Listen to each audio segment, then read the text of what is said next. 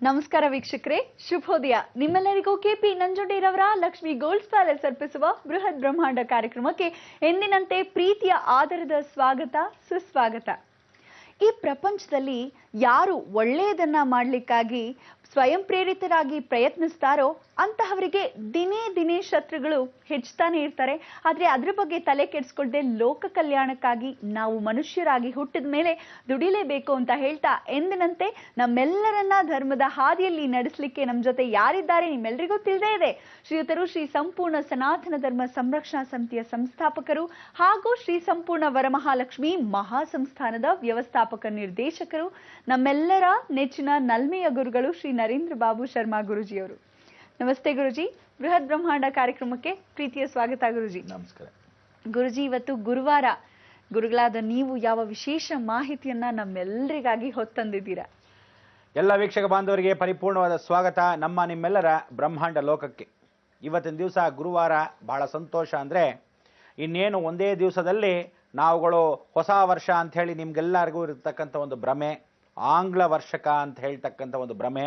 ಆದ್ರಿಂದ ಆ ಹೊಸ ವರ್ಷಕ್ಕೆ ನೀವು ಕಾಲಿಡ್ತಾ ಇದ್ದೀರಾ ಅಂದ್ಕೊಂಡು ಆ ಪರಿವರ್ತನೆ ಆಗ್ತಾ ಇದ್ದ ಸಮಯದಲ್ಲಿ ನಾವುಗಳು ಜನ ಚೇಂಜ್ ಕೇಳ್ತಾರೆ ಅಂತ ನೂತನವಾಗಿರ್ತಕ್ಕಂಥ ಒಂದು ಸಂಭವ, ಆ ಸಂಭವಾಮಿ ಯುಗೆ ಯುಗೆ ಅಂತ ಕಾಲಾಯ ತಸ್ಮೈ ನಮಃ ಅಂತ ಇಷ್ಟೋ ವರ್ಷಗಳ ಕಾಲ ಕಳೆದೇ ಹೋಯ್ತು ಅನ್ನೋದು ನಿಮಗೆಲ್ಲ ಗೊತ್ತೇ ಇರೋಲ್ಲ. ಹೀಗೆ ನೋಡ್ತಾ ನೋಡ್ತಾ ನೋಡ್ತಾ ನೋಡ್ತಾ ಜೀವನದಲ್ಲಿ ಪ್ರತಿಯೊಬ್ಬರಿಗೂ ಒಂದಲ್ಲ ಒಂದು ಬದಲಾವಣೆ, ಒಂದಲ್ಲ ಒಂದು ವ್ಯವಹಾರ, ಒಂದಲ್ಲ ಒಂದು ಮಾಧ್ಯಮ, ಹೀಗೆ ಅನುಗ್ರಹವಾಗಿ ಕೊಡ್ತಕ್ಕಂಥ ಭಗವಂತನ ಚಿಂತನೆಗಳು ಸಾಕಷ್ಟಿವೆ. ಈ ಗುರುವಾರದಂದು ಎಲ್ಲ ಗುರು ಹಿರಿಯರ ನಮಸ್ಕಾರಗಳನ್ನು ಮಾಡ್ತಕ್ಕಂಥ ವಿಧಾನ. ಅದರಲ್ಲಿ ಇವತ್ತಿನ ದಿವಸ ನಾವು ಒಬ್ಬರನ್ನ ಸ್ಮರಣೆ ಮಾಡ್ಕೋಬೇಕು. ಯಾರನ್ನ ಸ್ಮರಣೆ ಮಾಡ್ಕೋಬೇಕು? ಸಾಕ್ಷಾತ್ ಕೀರ್ತಿ ನಾರಾಯಣ ಸ್ವಾಮಿನ.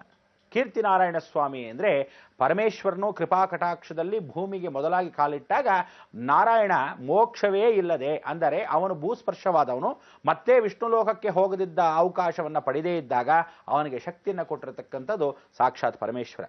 ಅದಕ್ಕೆ ಅವನು ಹೇಳ್ತಾನೆ, ನಾನು ಎಲ್ಲಿ ನಿಲ್ಲಿಸಿರ್ತೀನಿ? ಪಂಚಭೂತಗಳಾಗಿ ನೆಲೆಸಿರ್ತೀನಿ, ಮಧ್ಯಬಿಂದುವಾಗಿ ಕಾವೇರಿ ನೆಲೆಸಿರ್ತಾಳೆ. ಎಲ್ಲ ಭಾಗದಲ್ಲಿರ್ತಕ್ಕಂಥ ಈ ಒಂದು ಶಕ್ತಿ ಪಂಚೇಂದ್ರಿಯಗಳಾಗಿ ನಿನ್ನಲ್ಲಿ ಸೇರುತ್ತೆ. ಆಗ ನಿನ್ನ ಕೀರ್ತಿ ಹೆಚ್ಚತ್ತೆ. ಆಗ ನಾರಾಯಣ ನೀನು ಮೋಕ್ಷಕ್ಕೆ ಪರಿವರ್ತನೆ ಆಗ್ತೀಯ. ನೀನು ಯಾವಾಗ ಮೋಕ್ಷಕ್ಕೆ ಹೋಗ್ತೀಯ ಅಷ್ಟೂ ಜನಕ್ಕೆ ಆ ಪರಿಪೂರ್ಣವಾದ ಮೋಕ್ಷ ಕಲ್ಪನೆಯನ್ನ, ಕೀರ್ತಿಯನ್ನ, ಸಂಪಾದನೆಯನ್ನ, ಜಗತ್ತಿನಲ್ಲಿರ್ತಕ್ಕಂಥ ಅಭಿವೃದ್ಧಿಯನ್ನ ನಿನಗೆ ಕೊಡ್ತಕ್ಕಂಥ ಅವಕಾಶ ನಿನ್ನ ಶಕ್ತಿ ಮತ್ತೆ ನಿನಗೆ ಆಗತ್ತೆ. ಯಾಕೆಂದ್ರೆ ಭೂಮಿಯಲ್ಲಿ ಸಾಕಷ್ಟು ಜನ ಪಾಪಿಗಳಿದ್ದಾರೆ. ಆ ಪಾಪಗಳನ್ನ, ಕರ್ಮಗಳನ್ನ ಕಳ್ಕೊಳಕ್ಕಾಗದಿದ್ದಾಗ ದೇವತೆಗಳೇನಾದರೂ ಭೂಮಿ ಮೇಲೆ ಕಾಲಿಟ್ರೆ ಈ ಪಾಪಗಳೆಲ್ಲ ಅವ್ರಿಗೂ ಹೋಗುತ್ತೆ ಅನ್ನೋದೇ ಧರ್ಮಶಾಸ್ತ್ರ. ಅದಕ್ಕೋಸ್ಕರ ಎಲ್ಲರೂ ಎಲ್ಲ ವಿಧವಾದ ಒಂದು ಶಕ್ತಿಯನ್ನ ತಾವು ಸಂಪಾದನೆ ಮಾಡ್ಕೊಳ್ತಾ, ವಿಶೇಷವಾಗಿ ಅರ ಅಂತಕ್ಕಂಥದ್ದು ಅಂದರೆ ನಮ್ಮಲ್ಲಿ ಒಂದು ಕೇಂದ್ರ ಬಿಂದುವಾಗಿರ್ತಕ್ಕಂಥ ಒಂದು ಕವಚವನ್ನ ಹಾಕೊಳ್ಳೇಬೇಕು. ಹಾಗೆ ನಾರಾಯಣನು ಅವನು ಶೋಕದಲ್ಲಿದ್ದಾಗ ಲಕ್ಷ್ಮಿಯನ್ನು ಹುಡ್ಕೊಂತಾ ಬಂದಾಗ ಆ ಲಕ್ಷ್ಮೀ ನಾರಾಯಣ ಸ್ವರೂಪನಾಗಿರ್ತಕ್ಕಂಥವನು ಬರೀ ಏಕಾಂಗಿ ನಾರಾಯಣ ಆಗ್ತಾನೆ. ಆಗ ಬುಧ ಅಂದರೆ ಭೂಮಿಯ ಸ್ಪರ್ಶವಾಯಿತು. ಅದನ್ನಕ್ಕೆ ಮಹಾಬುಧನಾಗಿರ್ತಕ್ಕಂಥವನು ಪರಮೇಶ್ವರನ ಕೃಪಾ ಕಟಾಕ್ಷವನ್ನು ನೆನೆಸ್ತಾ ಇದ್ದವನು ನಾರಾಯಣನ ಭದ್ರವಾಗಿ ಹಿಡ್ಕೊಂಡು ಭೂಮಿಯಲ್ಲೇ ಆವರಿಸ್ಕೊಂಡ್ಬಿಡ್ತಾನೆ. ಅದಕ್ಕೆ ಆ ಕೀರ್ತಿ ನಾರಾಯಣ ಸ್ವಾಮಿ. ಯಾತಕ್ಕೆ ಇದನ್ನ ಹೇಳ್ತಾ ಇದ್ದೀನಿ ಅಂದ್ರೆ, ನಾಳೆ ಕೀರ್ತಿ ನಾರಾಯಣ ಸ್ವಾಮಿಯ ವರದಂತಿ. ಅಂದರೆ ಅವರು ಮೋಕ್ಷಕ್ಕೆ ಹೋಗಕ್ಕೆ ಮೊದಲು ಇಡೀ ಜಗಕ್ಕೆ ಪರಿಪೂರ್ಣವಾಗಿರ್ತಕ್ಕಂಥ ಅನುಗ್ರಹ ಕೊಡ್ತಾ ಇದ್ದಿದ್ದೇ ತಲಕಾಡಲ್ಲಿ.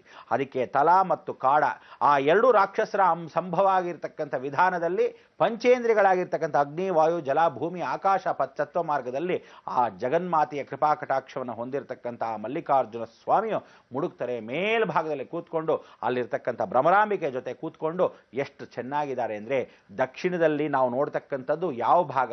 ಎರಡನೇ ಭಾಗ. ಒಂದನೇ ಭಾಗ ಇರತಕ್ಕಂಥ ಶ್ರೀಶೈಲಿ ಮಲ್ಲಿಕಾರ್ಜುನ ಭ್ರಮರಾಂಬಿಕಾ, ಅದು ಪೀಠಸ್ಥಿತ.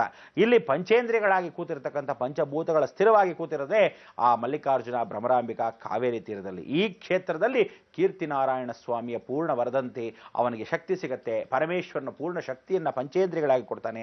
ಇದಕ್ಕೋಸ್ಕರ ತಾವುಗಳೆಲ್ಲ ಅಂಥ ಒಂದು ತಲಕಾಡ ಕ್ಷೇತ್ರಕ್ಕೆ ಹೋಗಿ ಈ ಕೀರ್ತಿ ನಾರಾಯಣ ವರದಂತಿಯನ್ನು ಆಚರಿಸ್ಕೊಂಡ್ರೆ ಜೀವನದಲ್ಲಿ ಕೀರ್ತಿ, ಯಶೋ, ಧೈರ್ಯ ಎಲ್ಲ ಸಿಗತ್ತೆ. ಯಾಕೆಂದ್ರೆ ಎಲ್ಲರೂ ಪಕ್ಕದ ನಾಡಕ್ಕೆ ಕಳಿಸ್ಕೊಡ್ತೀರಲ್ಲ, ನಮ್ಮ ನಾಡಲ್ಲಿ ಏನೂ ಶಕ್ತಿ ಇಲ್ವಾ ಅಂದ್ರೆ, ಈ ಒಂದು ಶಕ್ತಿ ಬರೋವಾಗಲೇ ನೀವು ಹೋಗಿ ಎತ್ಕೋಬೇಕೆ ಹೊರತು ಯಾವಾಗಲೂ ಶಕ್ತಿ ಇರುತ್ತೆ ಅಂತಲ್ಲ. ಅದಕ್ಕೋಸ್ಕರ ತಲಾ ಮತ್ತು ಕಾಡ ಅಂದ್ರೆ ಭೂಮಿಯಲ್ಲಿರ್ತಕ್ಕಂಥ ಸರ್ವಶಕ್ತಿನೂ ಆವರಿಸ್ಕೊಳ್ಳೋ ಶಕ್ತಿ ಆ ಮರಳು. ಅದಕ್ಕೋಸ್ಕರ ಈ ಮರಳುಗಾಡ ಆಗಿರ್ತಕ್ಕಂಥದ್ದು ಶಾಪ, ಆ ಮಲ್ಲಮ್ಮನ ಪವಾಡ. ಆ ಮಲ್ಲಮ್ಮ ಶಾಪ ಹಾಕಿದಾಗ ಏನು ಶಾಪಗಳು ಹಾಕಿದ್ರು? ಮೈಸೂರು ಅರಸನಿಗೆ ಮಕ್ಕಳಾಗದೆ ಇರಲಿ ಅಂತ ಒಂದು, ಮಾಲಿಂಗ ಮಡವಾಗ್ಲಿ ಅಂತ ಇಡೀ ಜಗತ್ತೆಲ್ಲ ಆ ಕಾವೇರಿ ತೀರದಲ್ಲಿ ಮಾಲಿಂಗ ಅನ್ನೋ ಕ್ಷೇತ್ರ ಎಲ್ಲವೂ ಸುಳಿಮಯವಾಯಿತು. ಇನ್ನೊಂದು ತಲಕಾಡು ಮರಳಾಗಲಿ ಅಂತ ಹೇಳಿದ್ಲು.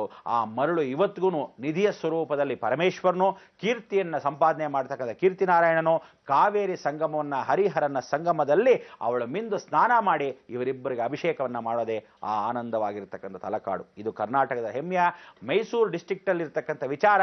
ಅದಕ್ಕೆ ತಾವೆಲ್ಲ ಭೇಟಿ ನೀಡಿ ಆ ಕೀರ್ತಿನಾರಾಯಣನ ಯಶಸ್ಸು ಕೀರ್ತಿಯನ್ನು ನೀವು ಸಂಪಾದನೆ ಮಾಡಿ ಜೀವನದಲ್ಲಿ ಒಂದು ದಾರಿಯನ್ನು ಹಿಡಿಬೇಕು. ಈ ಗುರುವಾರದಂದು ಆ ಗುರುಸ್ಮರಣೆ ಮಾಡ್ಕೊಳ್ತಕ್ಕಂಥದ್ದು ಬ್ರಹ್ಮಚೈತನ್ಯರು. ನಿನ್ನೆ ಇವತ್ತು ಬ್ರಹ್ಮಚೈತನ್ಯರ ವ್ರತವನ್ನು ಹೇಳಿದೆ. ಆ ಚೈತನ್ಯ ಸ್ವರೂಪವಾಗಿರ್ತಕ್ಕಂಥ ಜೀವನ ಚೈತನ್ಯ ಮಹಾಗುರುಗಳು ಇನ್ನಿಬ್ಬರು. ಅವರ್ಯಾರು? ಈ ದಿನವೇ ಅವರು ಕೈಲಾಕ್ಷ ಮೋಕ್ಷಕ್ಕೆ ಹೋಗ್ತಾ ಇದ್ದ ಸಮಯದಲ್ಲಿ ಅಲ್ಲಿ ಇರತಕ್ಕಂಥ ನಾರಾಯಣ ಸ್ಮರಣೆ ಆಯಿತು. ಆ ನಾರಾಯಣನೇ ಇವತ್ತಿನ ದಿವಸ ಬದ್ರಿನಾರಾಯಣ. ಅದಕ್ಕೋಸ್ಕರ ಕೈವಲ್ಯ ನಾರಾಯಣನಾಗಿರ್ತಕ್ಕಂಥ ಬದ್ರಿಯಲ್ಲಿರೋನು, ಇವತ್ತು ಕೀರ್ತಿ ನಾರಾಯಣ ಆಗಿರ್ತಕ್ಕಂಥ ದಕ್ಷಿಣದಲ್ಲಿರೋನು, ಎರಡನ್ನ ಸ್ಮರಣೆ ಮಾಡಿಕೊಂಡ್ರೆ ಏನು ಆನಂದ. ಇವರ ವಿಚಾರ ತಿಳಿಸ್ಬೇಕು, ನಿಮಗಷ್ಟತ್ತು ಅನುಗ್ರಹ ಆಗಬೇಕು. ಅದು ಏನು ಎತ್ತ? ಅಮಾವಾಸ್ಯೆ ಪೌರ್ಣಮಿಗೆ ಇರ್ತಕ್ಕಂಥ ಮಧ್ಯಬಿಂದು ಯಾಕೆ? ಅಮಾವಾಸ್ಯೆ ಪೂಜೆ ಏನಕ್ಕೆ ಮಾಡಬೇಕು? ಪೌರ್ಣಮಿ ಪೂಜೆ ಏನಕ್ಕೆ ಮಾಡಬೇಕು?